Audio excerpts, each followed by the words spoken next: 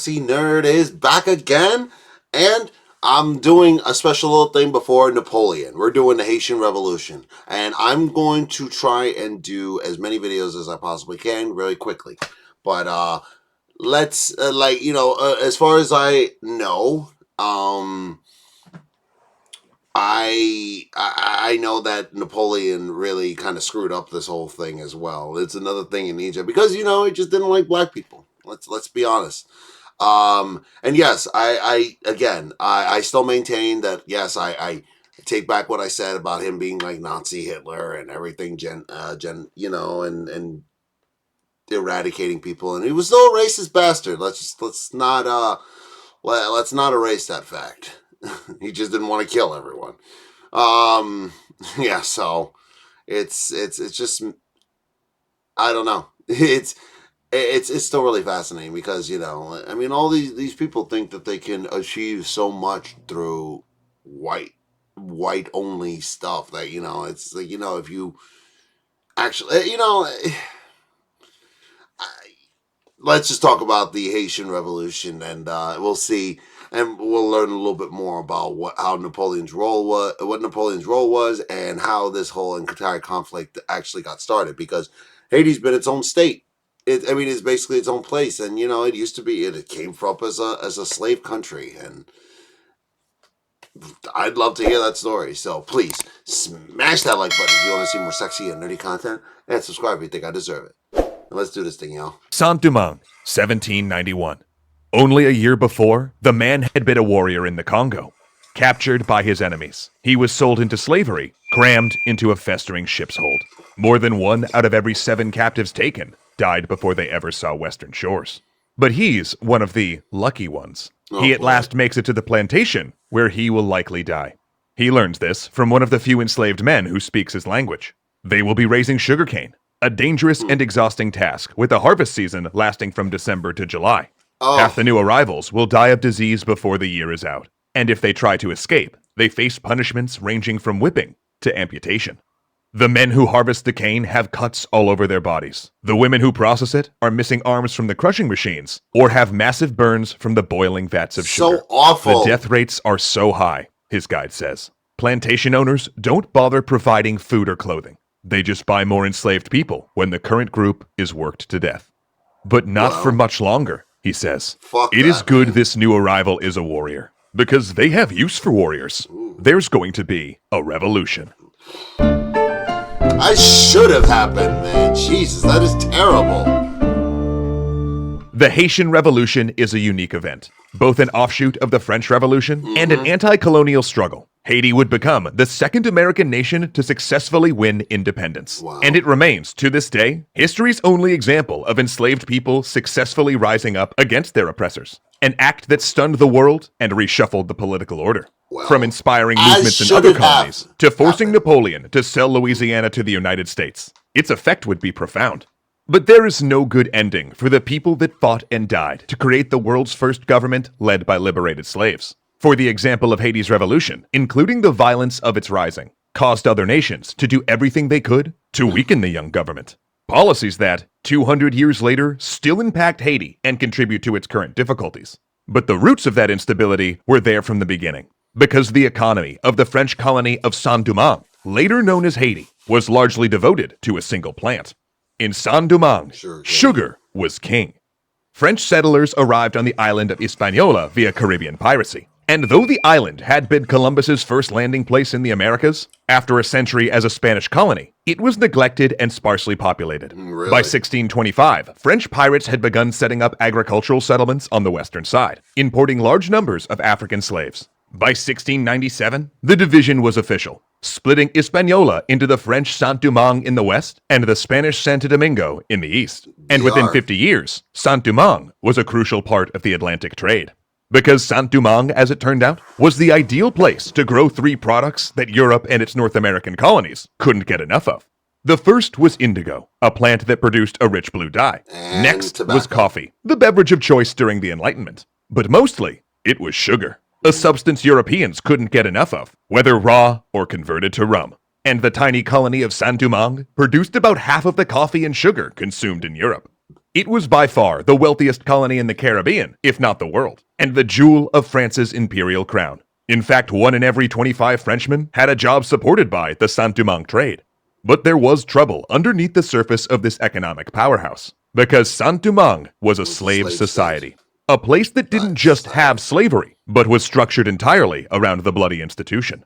And the different classes of people living free, because Saint-Domingue was a slave society. A place that didn't just have slavery, but was structured entirely around the bloody institution. Oof. And the different classes Like the American South. of people living in the colony all had different and overlapping grievances that would all explode once the burning fuse of revolution moved from America to France to the island itself. Wow. So when the revolution exploded in Saint-Domingue, it was not a single revolt, but multiple different risings focused on different issues, as much a civil war as a popular uprising. Now, this gets really complicated and nuanced fast, but to understand what's going to happen, we have to give you a rundown of how society on Saint-Domingue stood in the 1780s, right as revolution was starting to brew in Paris. So, we're going to look at 3 parts of Saint-Domingue's population: the whites, the free people of color, and the enslaved. The white plantation owners, known as the Big Whites, lived in huge estates. The city of Le Cap in the colony's north looked a little like Paris, with street grids and a massive theater. Their sons and daughters dressed in the most current fashions, and read newspapers brought daily from Paris. In fact, many of these Big Whites didn't even live in Saint-Domingue, preferring rather to hold court in huge estates in France, while others managed their land and finances. Though rich, the Big Whites chafed under French economic policies, which forbade them from diversifying the local economy or selling their product to any place but France, even though British Barbados and America wanted their goods. And as the American colonies rose up, these Big Whites found themselves identifying with revolutionary plantation owners like Washington and Jefferson, and began to wonder if they too could win more economic freedom with a similar Declaration of Independence. Below these Big Whites were these so-called Little Whites, Frenchmen who arrived trying to make enough money so that they could go home rich. They were the bookkeepers, the plantation overseers, or shopkeepers. They, in other words, fulfilled any job that did not require physical labor. These Little Whites resented the Big Whites for their money and power, looked down on the enslaved as inferior, and considered the colony's free people of color, often richer and better educated, as economic rivals. The free people of color require a bit of explanation, as they were a fairly unique class.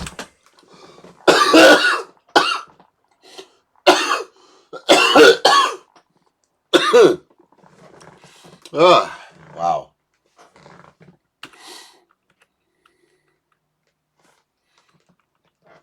Considered the colony's free people of color, often richer and better educated, as economic rivals. The free people of color require a bit of explanation, as they were a fairly unique class to the Caribbean. In the early days of the colony, men outnumbered women heavily, and there were few female colonists. This led to a large number of Frenchmen having coerced or violently forced relations with female slaves. In some cases, these French men freed and married the women or freed the resulting children. Over time, this created a class of people known as the free people of color, who became a distinct economic force. You see, under the laws of France, the free people of color were not equal. They couldn't vote, for instance, but they could hold land and inherit property. And unlike the Little Whites, who were always taking their earnings back to France, the free people of color stayed put and built multi-generational fortunes.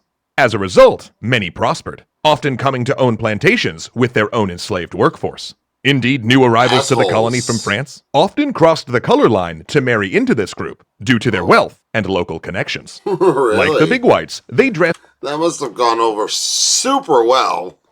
in French fashion, or at least they did, until a series of racist apartheid laws, championed by the Little Whites and sweeping in after an aborted 1758 slave revolt, came into force. There you These go. new laws barred them from public office, disallowed wearing European-style clothes, and restricted where they could live. Official documents had to indicate that they were colored, since many of these people of color might only have one black grandparent and could easily pass for white.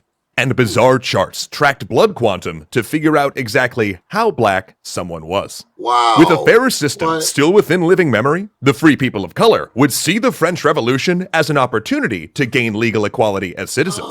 Though don't mistake that for abolitionism. They often saw themselves as separate from the recently That's icky. Though don't mistake that for abolitionism. They often saw themselves as separate from the recently arrived enslaved and opposed the idea of emancipation.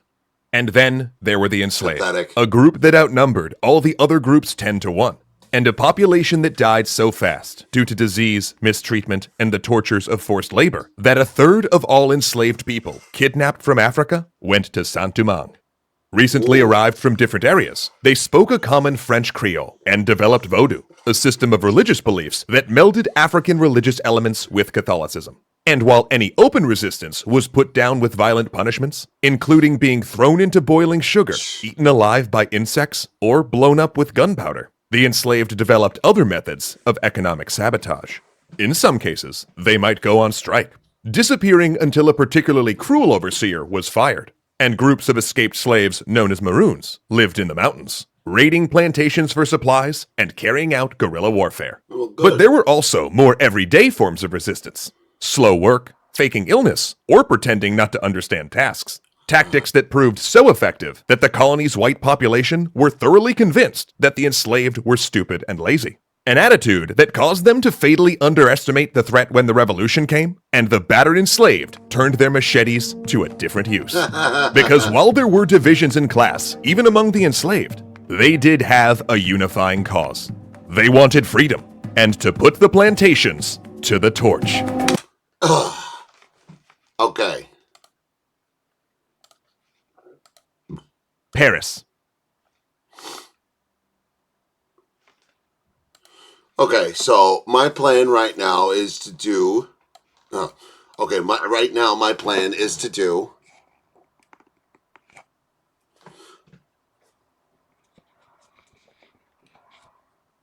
Okay, right now my plan is to do the first 3 episodes, and the next 3 I'll do next week. Sound fair? Woo!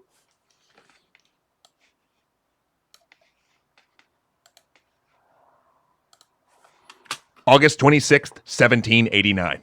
The Revolutionary National Assembly in France takes the vote. At issue is a new document, drafted by Marquis de Lafayette, in consultation with his friend Thomas Jefferson. But in truth, many statesmen have given input to this Declaration of the Rights of Man and the Citizen. It borrows from the Magna Carta, the American Declaration of Independence, and both the English and American Bill of Rights. It begins.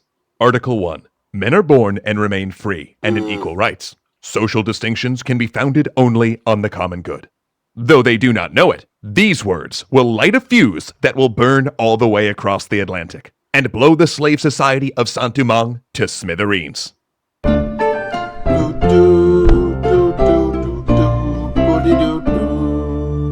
Like the American Revolution, slavery was always lurking under the table in revolutionary France. It did not go unnoticed that the revolution's rallying cry of the table. France. It did not go unnoticed that the revolutionary was always lurking under the table in revolutionary France. It did not go unnoticed that the revolution's rallying cry of liberty, equality, and fraternity was directly at odds with slave-owning society. Exactly. But there were also no illusions about the French dependency on the sugar economy of Saint-Domingue. And though abolition was discussed from the mid-1700s, even the most radical favored a gradual emancipation, with slave owners being paid compensation. Many warned that if nothing changed, a major Caribbean slave revolt was inevitable. Then when the revolution came, representatives from the big whites, the Saint-Domingue plantation owners, and the free people of color both decided that the time had come to take their goals to Paris. The big whites pushed for the colonies to have seats in the newly created National Assembly, so they could argue for more autonomy in the colonies' affairs, and for the freedom to trade with the British Caribbean and the United States. And the free people of color, for their part, were well ahead of them. For years, representatives from Saint-Domingue had been petitioning the government to grant the free people of color full rights, and they too saw the revolution as an opportunity to further that goal. Originally, they had tried to get the big whites on their side, arguing that as fellow slaveholders, the two groups had interests in common. So give the free people of color rights, especially voting rights, and then the two groups together could form a political bloc to defend slavery. The big whites, though, weren't having it. They opposed any reform to the colony's racial caste system. So instead, the free people of color made an alliance with an abolitionist society called the Friends of the Blacks. And they argued that granting full rights to free people of color would be a major step on the road to gradual abolition. And here's where I'd like to pause for just a second, because this is the last time in this series where things will be relatively simple. Yeah, all of that stuff before was the simple part. Right after this point, both Saint-Domingue and France are going to use a technical historical term, go nuts. Everyone is going to ally with everyone else, and then change sides 15 minutes later. What? Legislatures are going to vote for reforms, dispatch messengers, dissolve, reform, and then reverse those reforms before the initial messengers even arrive. Revolutionary politics, in other words, is about to resemble a bag full of cats on espresso. In fact, to even fit all of it into this series, we're going to have to gloss over the specifics of French revolutionary politics. Who's in, who's out, who's making policy, unless it has direct impact on Saint-Domingue. And we're also going to have to focus on important trends rather than the specifics of who's allied with whom. And here's our first big trend. White colonials utterly refusing to implement moderate reforms. Both the big and small whites were so committed not just to the structure, but the principle of their racist status quo, that even a proposal like rights for free people of color, which affected roughly 5% of colonial society and essentially had no impact on them, was unacceptable. The second big trend... You can say so much about that right now. It's because of people's arrogance and idiocy that not only is, there's still racial problems today, with certain groups of people, especially in America, and the wealth gap that we have, the monetary inequality, I call it, because they have, it's basically people refusing to cooperate with concessions that are at least moderately, like, okay, look at these damn strikes that took forever. It's ridiculous. And now, I honestly, we should honestly get more rights in order to, to raise a better economy and expand the middle class a little bit. But, the rich people don't want to pay their taxes. Yeah, I'm a Democrat. So what? Sue me. Remember, is the ideological flexibility of the free people of color, their ability to court different power blocks, and their sense that they had little in common with the enslaved. Both these dynamics are going to come up again and again. The Declaration of the Rights of Man was almost perfectly calculated to tear Saint-Domingue apart. Depending on how you read it, it could be used to either argue full rights for the people of color as well as the abolition of slavery, or you could claim, as the white colonials did, that it didn't mention slavery at all. But the big whites knew how explosive this was. They sent word back to the colony to prevent word from spreading. It didn't work. Revolutionary politics was all anyone talked about at the dinner table. Meanwhile, the enslaved people, holding the trays and pouring the wine, started to understand that cracks were forming in the system of oppression that bound them. In 1790, Vincent Auger, one of the free people of color's strongest advocates, returned to Saint-Domingue, determined to cast a ballot in the new colonial elections. He believed that a piece of legislation passed earlier that year, giving all property owners a vote, made his case clear. He was a full citizen. When the governor refused, Auger sourced arms and staged an uprising. Oh, well. Now, the free people of color had long been the backbone of the colonial militia, an arduous and expensive duty many whites avoided. Some had even fought in the American Revolution. So drawing on this experience, Auger's force initially routed the local militias. But their success was short-lived. He only had 300 men, and a counterattack by regular troops sent him fleeing across the border into Spanish Santo Domingo. He was extradited, tried, and broken on the wheel. But Auger's example inspired other revolts. Not just among free people of color, but also isolated slave uprisings.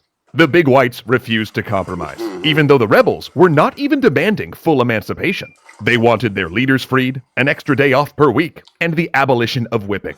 Meanwhile, in France, Auger's death provided the Friends of the Blacks with new ammunition in the National Assembly. Here was a true revolutionary, martyred in pursuit of the vote. As the political winds shifted, the big whites still refused to make concessions, even forcing the assembly to refer to the enslaved using the euphemism unfree persons. These hardline tactics backfired. Support for the free people of color, even emancipation, was increasingly held up as a test of a member's revolutionary ideals. And on May 15th, the National Assembly declared that free men of color, born to free parents, could both vote and be seated in assemblies. Why wouldn't the big whites responded by going home and starting their own revolt. In June, big and small whites organized militias, and by July, they were seizing power centers, coming into violent conflict with government authorities, and organizing all-white assemblies that issued decrees that all but declared themselves independent. They essentially decided that if they were to preserve white supremacy, they must govern themselves. That summer, the colonial whites fought government forces, and then they fought militias formed by the free people of color, who were furious about the all-white assemblies. I would imagine. Then, the colonial whites, along with government troops, engaged scattered slave uprisings. What? And in all of that internecine conflict, they were unable to see what was coming, because the long fuse of revolution was about to hit the powder keg. Now, one issue with studying the Haitian Revolution is that the enslaved, the faction that would eventually win, were largely illiterate and left few records. So, piecing together the specifics of the uprising, particularly its clandestine origins, takes a bit of detective work. What we do know is there had to have been clandestine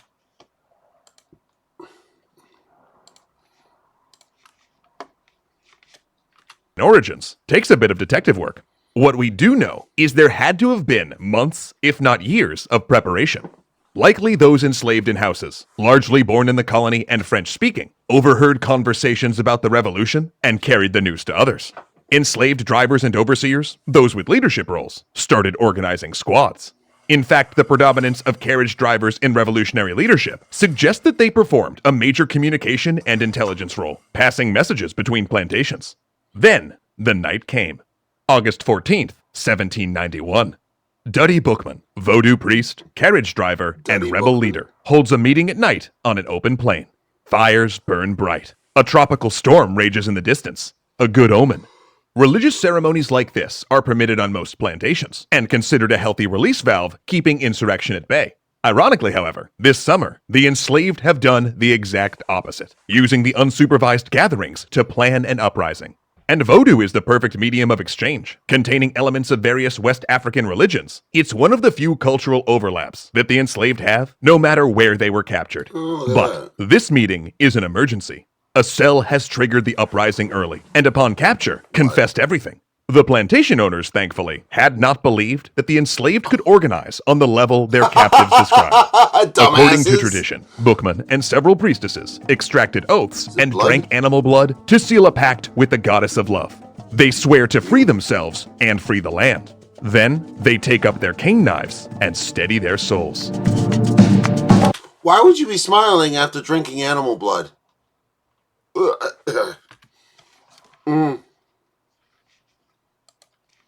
August 20. Yeah, why would you be smiling after drinking animal blood?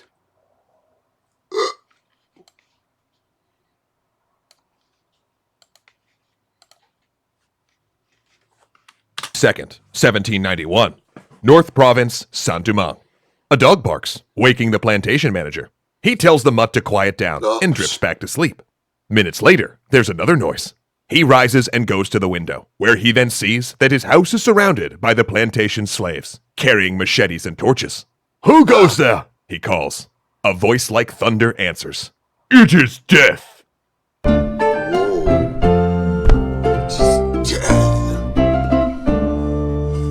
Across the north, the cane fields burned so fierce that the smoke could be seen in Le Cap. The revolt had come with such precise timing and explosive force that it stunned the plantation owners and the French authorities. Indeed. Oh no! Other humans can plan and problem solve and actually outsmart people. Who'd have thought, dumbasses? It was so well planned that most of the various factions in Saint-Domingue thought that the enslaved couldn't possibly be the ringleaders, and they openly accused each other. White militias attacked and killed several free people of color, who they accused of masterminding the rebellion as revenge for the death of Auger. Plantation owners besieged the royal governor with requests for protection and ultimately accused him of intentionally letting the rebellion continue. The free people of color often said that it was actually the big whites who'd whipped up the rising as a way to take control of the colony. The irony, of course, was that all of these groups were pro-slavery, and if they had set their differences aside, they may have successfully repressed the uprising. But instead, the plantations burned. Rebel militias moved from plantation to plantation, liberating the enslaved and burning every physical representation of their oppression. Cane fields, coffee plants, mills, and refineries. Wow. This also meant violence against the people who had oppressed them. And there were a number of overseers and plantation owners killed in retribution for centuries of oppression. Gangs of women found the plantation overseers who had coerced or assaulted them, beating their tormentors unconscious. But this rebellion was not indiscriminate. That's awesome. Most often, the rebels attacking a plantation had worked there, and it was common for men or women to step in and save an overseer thought to be a fair man, or to smuggle out women and children. In fact, the scene that started this episode comes from a first-hand account of the rebellion. And the reason that overseer lived to tell his story was that one of the rebels, a man who had been enslaved on that very plantation, stepped forward to demand the overseer's safety. Who was that man? Duddy Bookman, who had triggered the rising with his ceremony. Propagandistic descriptions of the rising, sent back to France, claimed that thousands of white men, women, and children were killed in the initial rebellion. While this image is stuck, it's inaccurate. A commission... Yeah, that's what they pulled during... that was the justification the Americans gave to murder all the Native Americans, and, you know... That's ethnic cleansing, people. Think about that. At the time, counted 400 whites dead in the first 4 months, including those killed trying to put down the uprising. The toll on the rebels ran much higher. Most of them were armed with only machetes and agricultural tools. Only 1 in 5 had a firearm. But they did have other advantages. Many had been sold into slavery as prisoners of war, veterans of tribal conflicts who were adept at guerrilla warfare. Their raids, heralded with the blast of a conch shell, became infamous among their enemies. Even professional soldiers marveled at the rebels' bravery in the face of the superior firepower. Due to a belief that the spirits of those killed returned to Africa, they attacked with a relentless courage, literally throwing themselves on cannons, jamming their arms into barrels and wheel spokes so the guns could not be reloaded or withdrawn. They suffered terrible casualties in pitched battles. 4,000 died in the August Rising alone, roughly 10 for every enemy killed. But they didn't lose morale. They did, however, start losing commanders. Bookman was killed in early November. Infighting claimed others. And as the first set of leaders fell, and factions splintered, the violence grew worse. All sides committed massacres. To approach Le Cap, one of the richest cities in the colony, meant passing a wall of heads on stakes, including that of Bookman. But amidst the swelling chaos, new leaders rose. In the western province, near the city of Port-au-Prince, a separate uprising was happening among the free people of color. There, they managed to sign a treaty with many rural plantation owners, recognizing their shared interests as property and slave owners. They dismissed their all-white governments and installed representatives of both groups instead. After all, the National Assembly had made them free citizens with the May 15th decree. They were only good revolutionary patriots following the law. Those big and small whites in Le Cap and Port-au-Prince, they were the counter-revolutionary royalist traitors talking about independence. Except then a messenger came with the news that there had been a change in power, and the National Assembly had changed its mind. The May 15th decree, making a small number of free people of color full citizens, had been repealed. The plantation owners' rebellion had made the assembly gun-shy, worried that they'd upset an economy that was help propping up French finances. This alliance with the whites was not to last. In November, after a long siege, the army of the free people of color finally entered the provincial capital of Port-au-Prince. Once inside, though, the treaty broke down, as a personal brawl between one of the little whites and a free man of color descended into street fighting that burned 27 square blocks of the city. The alliance was dead. This same thing will happen basically every time the whites and the free people of color try to form an alliance. Everything will be agreed between the plantation-owning big whites and the free people of color, and then the small whites will come along and muck it up. And this is when one of the key usually is. It's the ignorant people who mess up shit. Figures of the revolution emerged. A free black man named Toussaint Louverture. Louverture's background, including any early involvement in the uprisings, is a bit mysterious. He was born in slavery, but gained freedom long before 1791, staying to help manage the plantation where his family was still enslaved. He was also unusual in that he had no white ancestry, like most free people of color, and owned no property.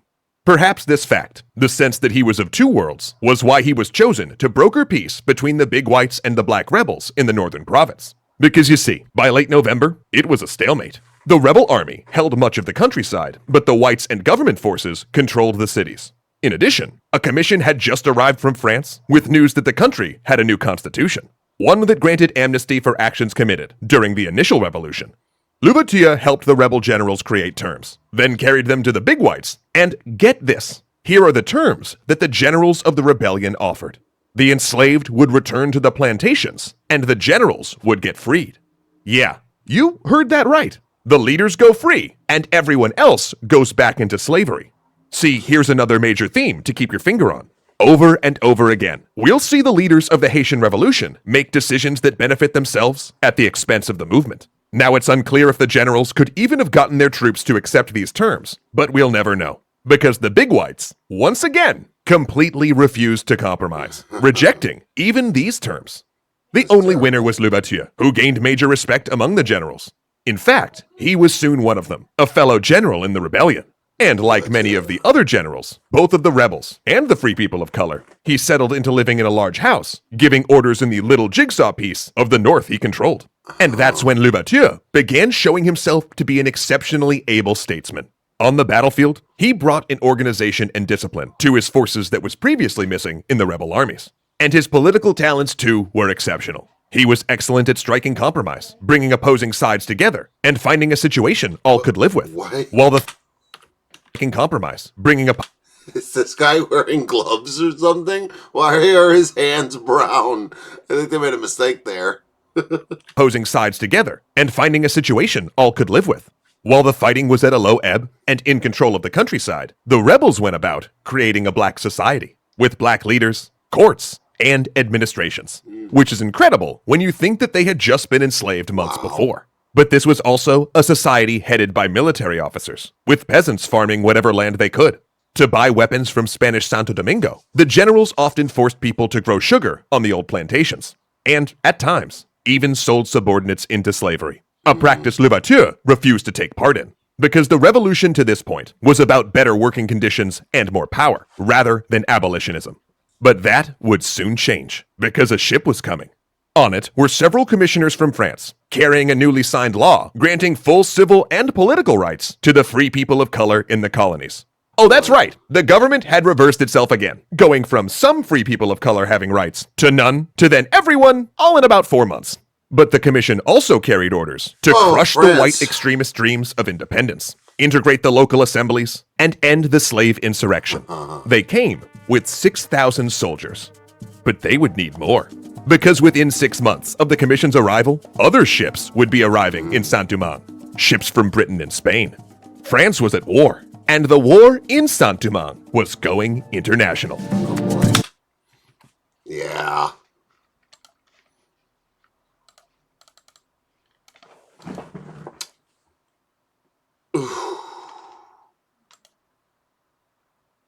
Yeah. And since it's all going international, guess who's going to get involved? The reason why I'm doing this is because of Napoleon. Yeah, Napoleon does technically get involved in this stuff because basically you even heard at the beginning of the video that they basically forced Napoleon to retreat or whatever. I mean, they basically, defied Napoleon, basically. But that's a story for what we'll get into soon. And yeah, it was really interesting, wasn't it? Just them. I love all this history, and I love learning about this stuff, and I love seeing these great stories like this. It's really great. What did you guys think? And should this is this are you guys going to be watching the Napoleon movie? So let me know in the comments below. And remember, please smash that like button if you want to see more sexy and nerdy content, and subscribe if you think I deserve it. And also remember, next week it will be the final few episodes. And I'll see you all in the next episode.